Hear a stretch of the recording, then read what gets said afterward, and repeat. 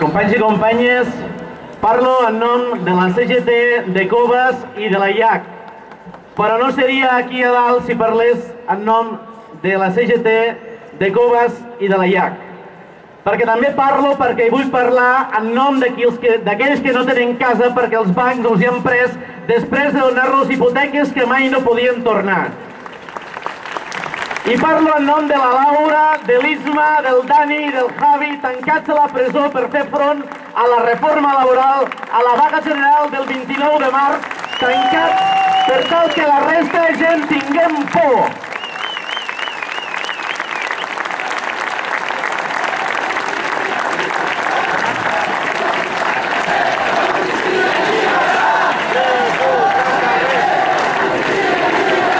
Parlo també en nom de les més de 100 persones detingudes i interrogades dins l'estratègia de Felip Puig encaminada només a fer créixer la por.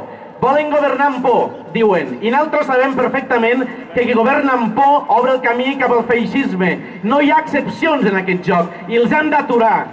Per això parlo també en nom dels periodistes expulsats de la feina per informar i no mentir, per intentar que sapiguem les veritats que ens indignen i ens consciencien que aquest sistema no té solució i cal canviar-lo.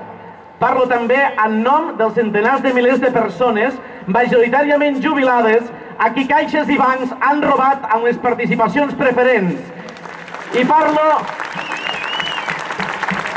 en nom de les 850.000 persones. Penseu en Auschwitz, penseu en tot allò terrible que ha tingut la història europea, 850.000 persones a qui el govern del PP, amb el suport de Convergència i Unió, ha expulsat de la sanitat pública la setmana passada perquè no tenen papers. Parlo també en nom de les dones agredides, pels homes amb qui convivien, a qui han retirat el programa de protecció perquè era massa tard, massa car. I parlo també en nom dels estudiants pobres, com la majoria dels d'aquí, que l'any que ve no podran estudiar perquè la universitat l'ha convertida en una cosa només per a rics. Parlo també en nom dels milions de treballadors i treballadores aturades a qui els governs, tant el de Convergència i Unió com el del PP, acusen de treballar perquè no volen. Són una colla de cínics. Utilitzen l'atur que ells mateixos han creat perquè tinguem encara més por i acceptem les pitjors condicions de treball. I parlo també en nom de les persones que han hagut de deixar els països catalans i marxar a treballar a l'estranger com feien els nostres pares i aves perquè aquí no hi ha feina.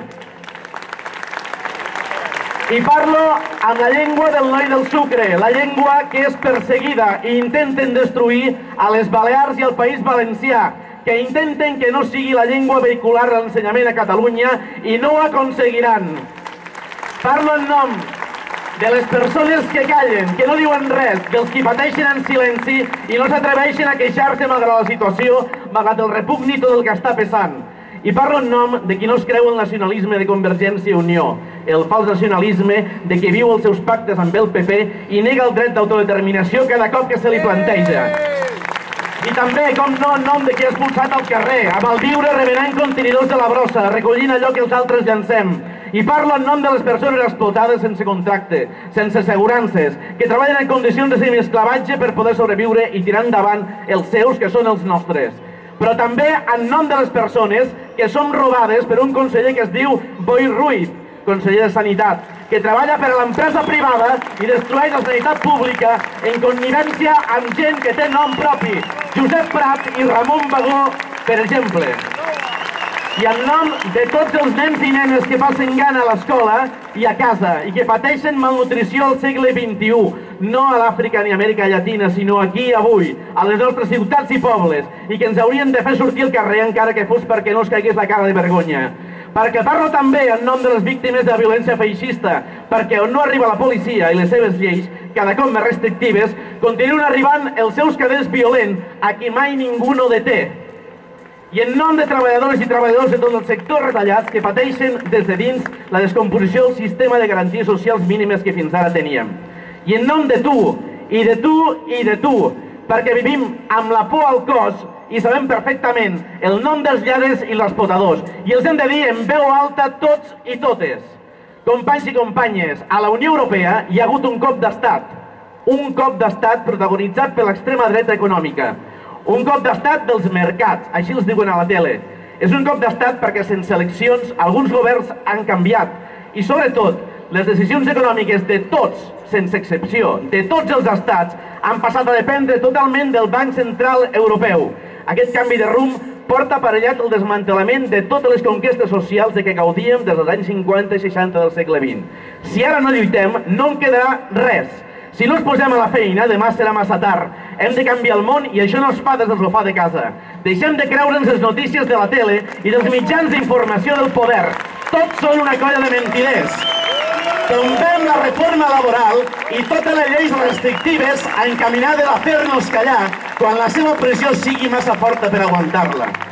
I construïm un món sense explotació, damunt dels fonaments de la llibertat, la igualtat i la solidaritat. Qui diu que això no és possible? Qui diu que parlem per parlar? Algú que encara no ha entès que o canviem tot i acabem amb el capitalisme o aquí no hi ha esperança per la majoria de la població. El futur és nostre si lluitem. Llibertat, democràcia, justícia!